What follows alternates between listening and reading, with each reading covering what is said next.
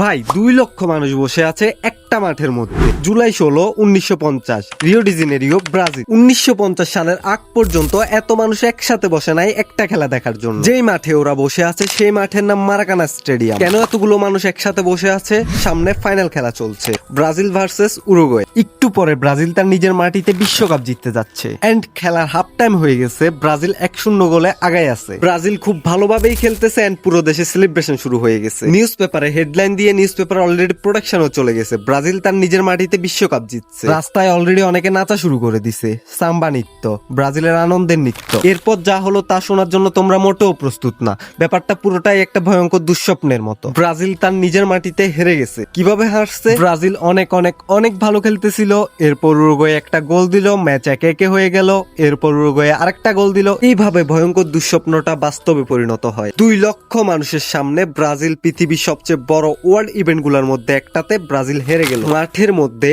100 জনেরও বেশি অজ্ঞান হয়ে যায় এবং 4 জন মারা যায়, তাও আবার হার্ট অ্যাটাকে। আরো অনেকে হার্ট অ্যাটাক করছিল, তবে তারা বেঁচে ছিল না মারা গেছিল কিছু বলতে পারতেছি না। এবার আসেন ব্রাজিলের গোলকিপার। ব্রাজিলের গোলকিপার ছিলেন বারবোজা। সে হয়ে যায় তখন থেকে ন্যাশনাল শত্রু। বলা হয়েছিল তার মৃত্যুর আগ পর্যন্ত তার কোনো নতুন বন্ধু হয় নাই। তিনি মারা যান 2000 সালে। এন্ড অবাক করা বিষয় হচ্ছে তারে মানুষ এ পরিমাণ হেট করতো, তিনি যে রাস্তা দিয়ে হাঁটতো মানুষ তার অন্য রাস্তা দিয়ে হাঁটতো। মানে চিন্তা করেন কি পরিমাণ হেট করতো তারে। এখন কথা হইলো এই গল্প কেন আমি আপনাদের হঠাৎ করে বলতেছি।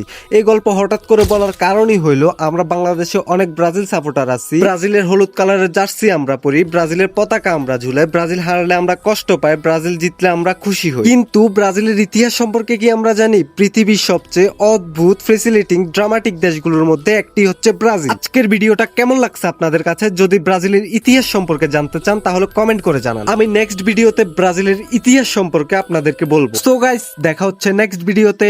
খোদা হাফেজ।